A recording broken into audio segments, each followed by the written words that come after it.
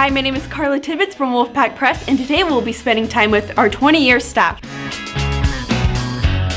Chaotic, crazy, insane year. We were super excited to start this school because it had been sort of advertised to the teachers and to the kids that this was way different than any educational experience anybody would have had. It was like the Disneyland of high school. There weren't going to be textbooks. Everybody was going to be in classrooms without desks, all this technology. The school was new, you know, it had only been in existence for 1 year before I started. So there were still a lot of things to work out. The first rain that came, almost all the leak, Every all the roofs classroom. leaked, yeah. We had to hook up all of the computers ourselves and wire them into the network box ourselves. We had electrical problems all year long. Whenever it would rain, the fire alarms would go off. And I was the original band director, and we had waterfalls, like literal waterfalls coming down all those things. And when we opened the percussion closet, like water just ran out.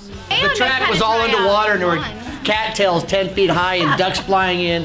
Mr. Mayo and I wanted to go out there and hunt during school, but they wouldn't let us. It was a very good experience, but it was a very demanding experience. I was happy to be here, but I was very glad that that first year was over because it was rough. Because we knew that everything was going to be forever. They started the Aurora Borealis tradition and all that, and then of course Jackie Keel was always finding something like the shirt. Okay, I'm just going to point this out. Don't you guys remember when we, could not get anything other than red, and then Jackie Keel did this? No, Jackie Keel made this into a Christmas wolf. It's the 8th grade incoming Yes, ones the that were going to be the incoming 8th. eighth Yeah, grade Graders got to they pick. got to vote on it or They got to whatever. pick on colors too. Yeah, Yeah. colors, They're mascot, the ones who everything. picked. Well, then the original name was going to be or Southern Pacific maroon and High. black. After the railroad. Wow. Southern Pacific. Southern Pacific, which actually probably makes more sense than Woodcreek. Woodcreek. From the students. Yeah, we and picked said, the hey, fight what do you song want, in band. want for the fight song and everything, Yeah. and it's like, hey. So our students were really involved in setting all those, traditions. We that came bought up. music books that had every college fight song in it for the big colleges. And the 17 members in concert band our first year, because I was the original band director and choir teacher, 17 of them, we played every song, and then we picked Notre Dame as our fight song.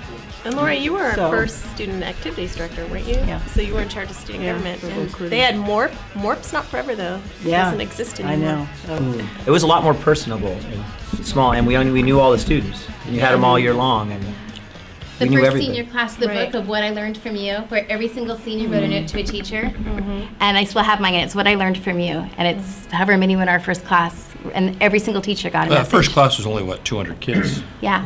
Well, and every student, I think that year, a teacher made a comment about what I learned from that student. So every Yeah. student got something back. It was really nice when it was small. We knew everyone. Miss Boysa, Mr. Becker, Mr. Copies, who are all teachers here, were former students of mine. Kelly Milmo and Brad Webster were former students of mine. They're both Spanish teachers now, and so those are some of the most memorable ones. Remember graduation when Brian Jew was hitting that guy with his walkie-talkie or something? He had a confrontation at the front. This guy wanted to get in, whatever, and started hassling him. Oh, was it quad dance? Yeah, that's a Tracy Okay. I had his left ankle. Brian Jew said I was hitting him in the head with my walkie-talkie. It's all I had. came in one day, I don't know if you guys remember, but they actually, all of our chairs were missing. And they had actually gone into all of our classrooms and very gently, they had set down something on the gym floor so they wouldn't ruin it. And they had transported every chair and placed them in stacks in the gym. So when we walked in, there were no chairs in our room, and we're like, My son-in-law was involved in that. My office was decorated with DPs, but the DPs, instead of being about students, were just notes from teachers. And I still have that file. There was 150 of them, 153 of them, of DPs stacked all over, taped all over my office, which was kind of cool. So they spread flour all over the grass. They thinking wanted was to make the- it a snow day, like the day you Yeah. get out of school. So, we contained it to certain sections, and they thought it would be funny. About 5 years ago, we were in this eco challenge, a Lexus eco challenge, and we worked our little rear ends off for 2 months, and it was the deadline. You had to have everything done and sent to the East Coast digitally by 8 o'clock at night. Then we tried to send, and it wouldn't go. It was like 7:58, and we were all that work, we're not gonna make it, it's not gonna happen. And then We ended up getting second place in the national competition, and we won $15,000. It was the very first Performing Arts Presents that we ever did. The theme was the Vietnam War. As each group would perform a scene, like drama did A Piece of My Heart, Nurses in Vietnam, and then the dancers did music from the 60s. And as each performer was done, they actually had to go online while we were preparing this and get a name off the Vietnam Wall, and that they were going to do a brick for. And so when the whole show was done, the entire Performing Arts kids had structured the wall, and it was, I still get goosebumps when I think about it. It was magic. Cool.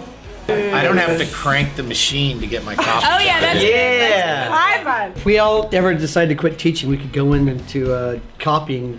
We could go get a job at Kinko's That's or something. right. 20 years ago, we didn't have cell phones. We didn't have any of that. Yeah, technology is just. So technology is. Yeah, we Do went you through. remember our first technology meeting when we learned what email was? And yes. Yeah. Oh my gosh. so Yeah, we had pagers.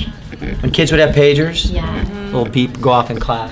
This day and age is, I just strictly am stuck with fresh in my classes, and it's all they really care about is the answer. It's like sometimes they forget it's not the answer that's the most important part of the lesson. It's the process. It's what you learn through the process, you know. I think kids have forgotten how to work. Well, maybe they never learned because they seem to get. We live in a pretty good community and a neighborhood, and kids get almost from the time they're 4 years old now. They get everything.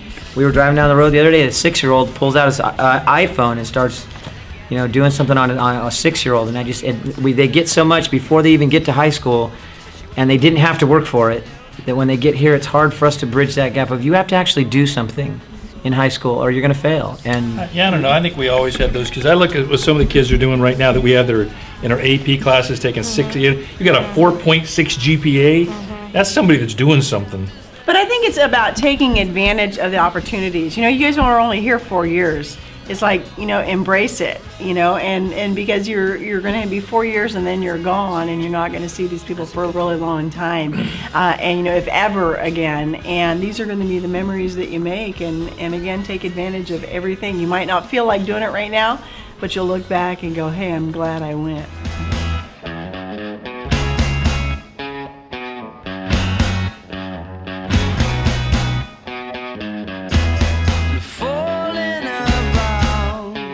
You took a left off last life lane.